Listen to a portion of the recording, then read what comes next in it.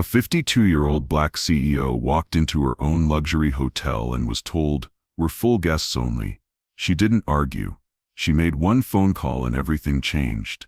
She didn't want anything fancy. No welcome party, no red carpet, just a key, a warm bed, and a night to reset before a board meeting she hadn't planned on attending in person. The automatic doors of the Grand Meridian Hotel slid open, revealing marble floors that gleamed under crystal chandeliers. Alma Weatherford stepped inside, her canvas tote bag slung over one shoulder, wearing a simple navy blazer and comfortable flats. Nothing flashy, nothing that screamed wealth or power. At 52, Alma had learned the art of blending in. Her salt and pepper hair was pulled back in a simple ponytail. Her jewelry was minimal, just a small pair of pearl earrings her grandmother had given her decades ago. To any casual observer, she looked like a middle-aged professional returning from a business trip. Nothing more, nothing less.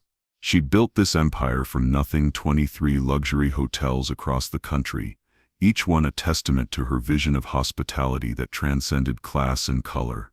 The Grand Meridian had been her first, purchased with every penny she'd saved working double shifts as a night auditor at a competing chain. That was 23 years ago, when she was a single mother with dreams bigger than her bank account. But today, she wasn't here as the founder and CEO of Weatherford Hospitality Group. She was simply a tired traveler needing her usual suite after a grueling week of investor meetings in Chicago. The flight had been delayed, her connecting flight canceled, and she'd been traveling for nearly 16 hours. All she wanted was a hot shower and her comfortable bed in the penthouse suite she kept permanently reserved.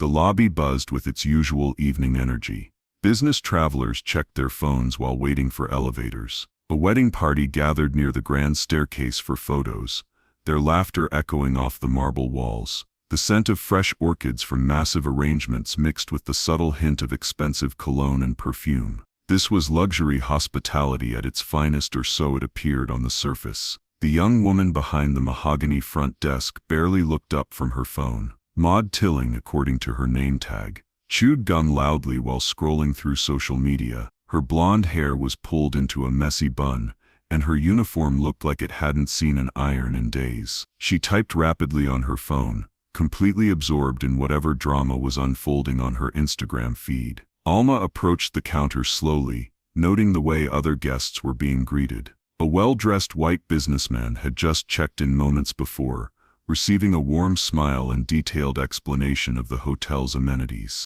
The couple behind him, also white, also expensively dressed, were offered complimentary champagne and dinner reservations at the hotel's award-winning restaurant. "Excuse me," Alma said politely, placing her hands gently on the marble counter. "I'd like to check into my suite, please." Maud glanced up with visible annoyance, her eyes scanning Alma from head to toe with the kind of practiced disdain that came from years of making snap judgments. The sneer that followed was unmistakable. In her mind, she'd already calculated Alma's worth based on her simple clothing and lack of obvious designer accessories. "We're fully booked tonight," Maud said without checking any system, without even asking for a name or reservation confirmation. Her fingers never stopped moving across her phone screen. "Unless you want to sleep in the parking garage, that's where people like you usually end up anyway." Before we continue, let us know where in the world you are watching from, and if you like the way the story is going, hit the like button and share. Now let's continue. The words hung in the air like a toxic cloud. The lobby didn't just go quiet, it went dead silent. The businessman reading his newspaper at a nearby chair lowered it slowly, his eyes widening in disbelief. A couple near the elevator stopped mid-conversation, their mouths literally hanging open. The wedding party's laughter died abruptly as they turned to see what had caused the sudden shift in atmosphere. Even the soft jazz music seemed to fade into the background, as if the very building itself was holding its breath. Alma stood perfectly still for a moment, her face a mask of calm that came from decades of experience dealing with ignorance. She'd been here before, different hotels, different faces, same ugly prejudice. But this time was different. This time she wasn't just another black woman being dismissed. This time she was standing in the lobby of her own creation. She didn't flinch. She didn't raise her voice. She simply smiled.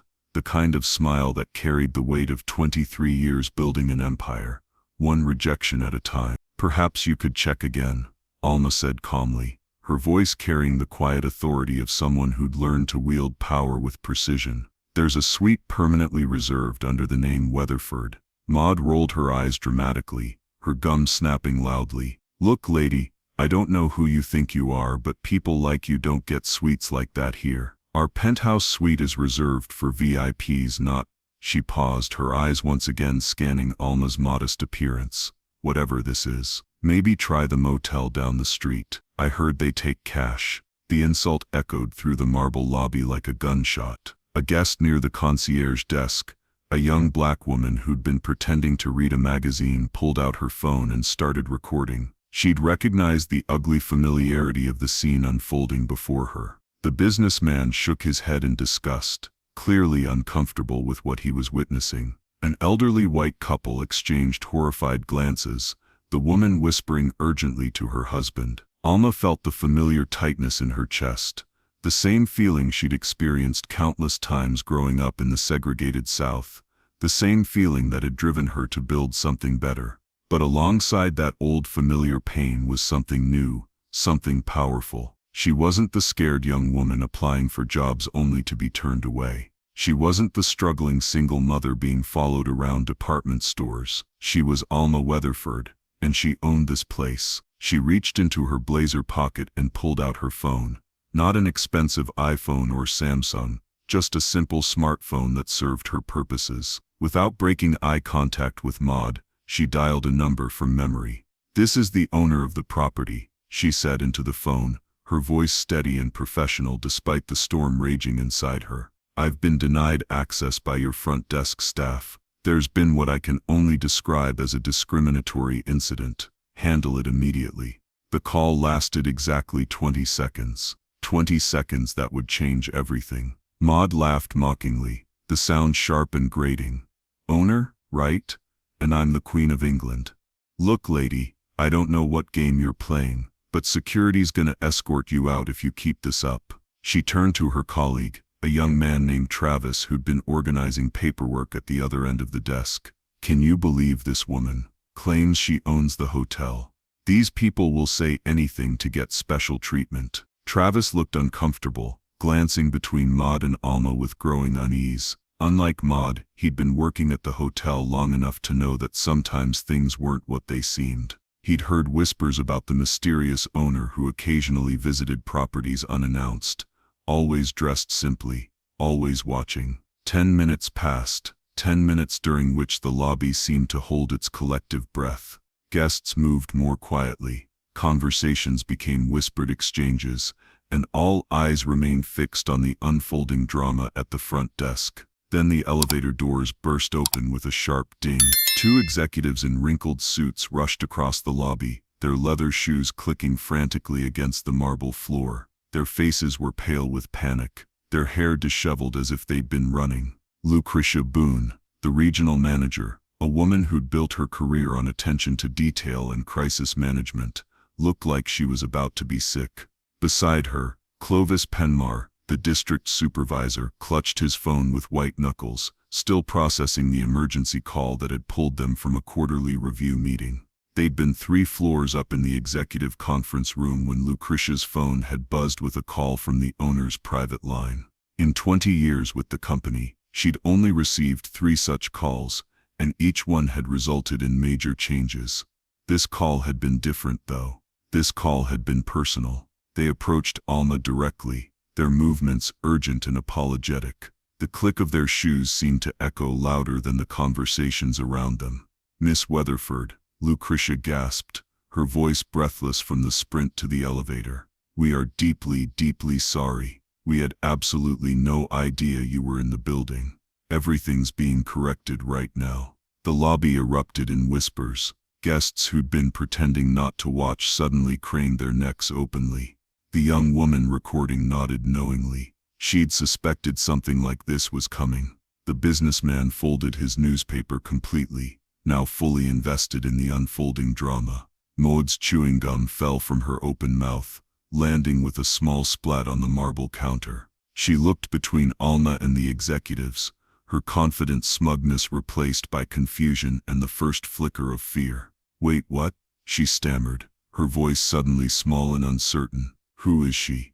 "I don't care who she claims to be," Maud said, but her voice had lost its earlier edge. She crossed her arms defensively, but the gesture looked more like self-protection than defiance. "She walked in here looking like lost maintenance staff. I stand by what I said.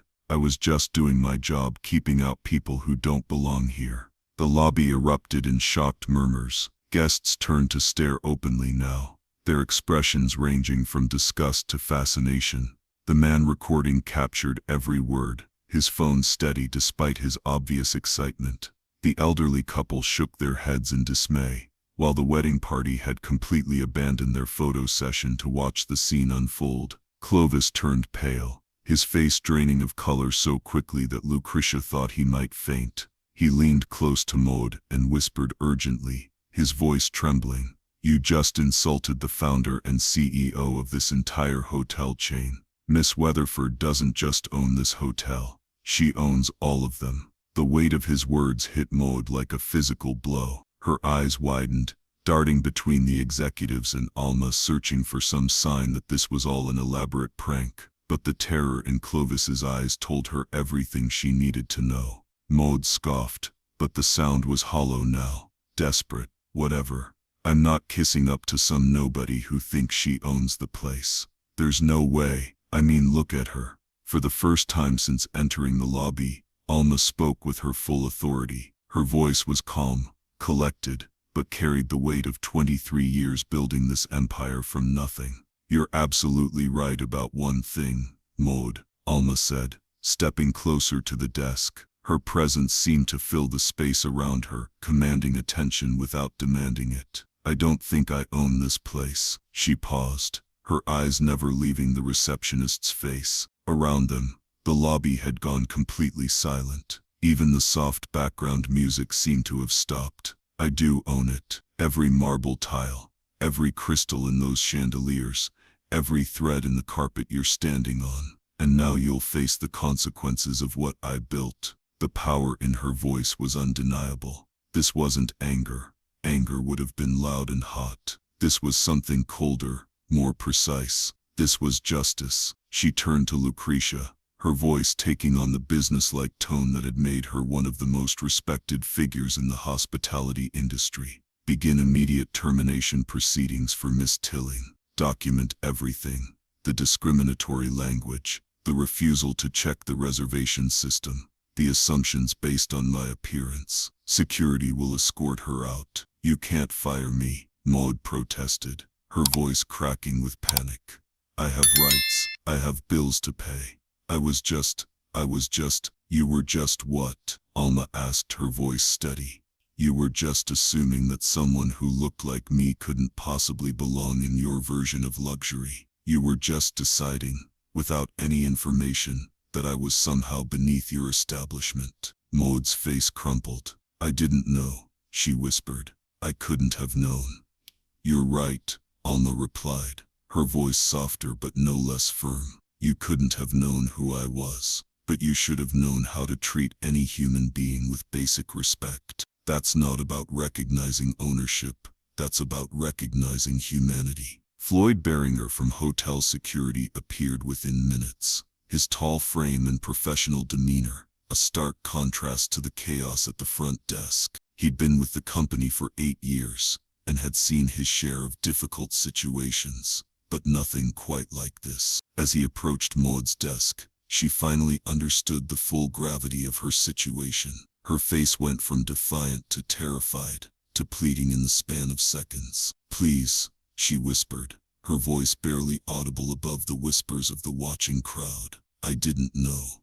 I made a mistake. Please don't do this. I need this job." Alma studied her for a long moment. Part of her, the part that remembered being 23, and desperate, working multiple jobs to keep food on the table for herself and her young daughter, felt a flicker of sympathy. But the larger part, the part that had built this empire specifically to create spaces where people like her could be treated with dignity, remained resolute. "Ignorance isn't an excuse for cruelty, Maud," Alma said simply. And what you showed me tonight wasn't ignorance. It was choice. You chose to see my skin color and my simple clothes and decided I was less worthy of respect. That's not a mistake. That's prejudice. As security escorted a now sobbing Maud through the lobby, several guests began applauding quietly. The businessman nodded approvingly at Alma. The couple by the elevator smiled at her respectfully. The young woman who'd been recording approached hesitantly. "Thank you," she said quietly.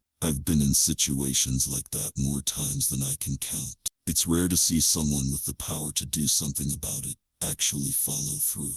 Alma nodded graciously. "That's why I built this company, so situations like this would become impossible, not just rare." 2 hours later, Alma sat in her private penthouse suite, 30 floors above the lobby drama. The city lights twinkled below like earthbound stars, and the sounds of traffic were reduced to a gentle hum through the floor-to-ceiling windows. She'd finally gotten that hot shower, finally changed into comfortable clothes, but sleep remained elusive. She didn't feel triumph, not the way she thought she might. Instead, she felt a deep sadness that such encounters still happened in 2024, still happened in spaces she'd specifically designed to be welcoming to everyone. Her phone buzzed constantly with messages from her executive team, updates on the situation, assurances that protocols were being reviewed.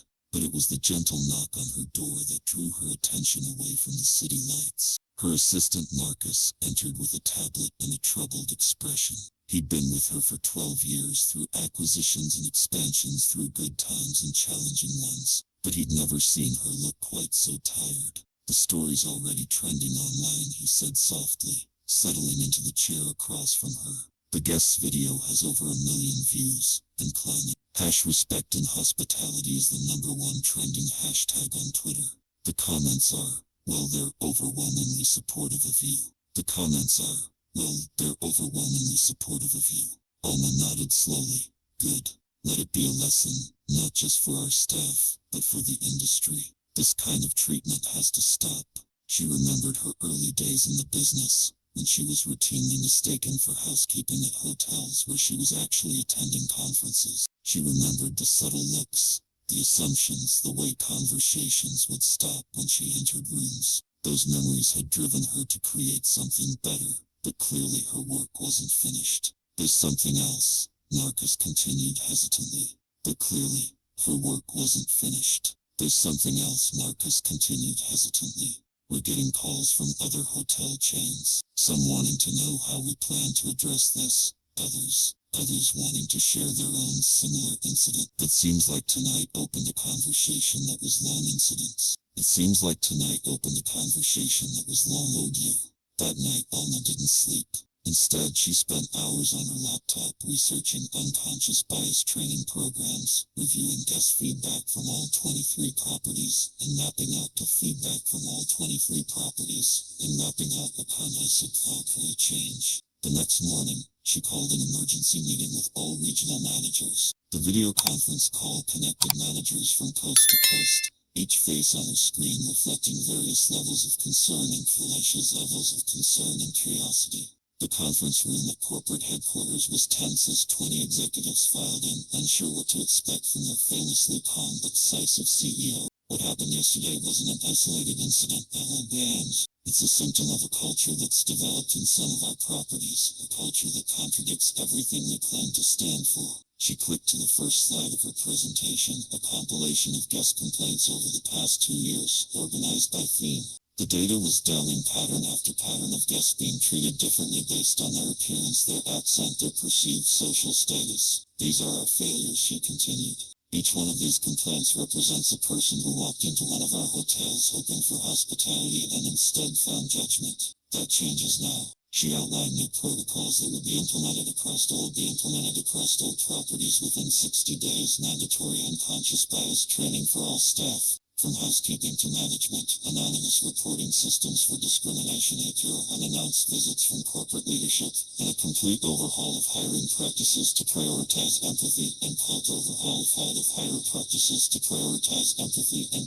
competence. Every employee looked retrained. She continued, her voice growing strong and stronger each week. Not with corporate scripts about customer service, but with real stories from guests who felt unwrapped, real stories from guests who felt unwrapped in their spaces. We'll learn empathy, not just procedures. The room was silent, except for the soft clicking of keyboards as managers took notes. These changes weren't suggestions. They were commands from someone who'd built this company with her own hands and wouldn't tolerate its corruption. I'll be visiting properties randomly, without advance notice, Alma added, her eyes scanning the faces on screen and in the room. And I'll be dressed just like I was yesterday, simply without obvious markers of wealth or status. If your staff can't treat every guest with dignity regardless of appearance, they don't belong in our organization. Regional Manager Patricia Chen from the West Coast raised her hand tentatively. Weatherford, the training programs you're describing, the scope of what you're proposing, it's going to be expensive, and the timeline is aggressive. Alma's expression didn't change.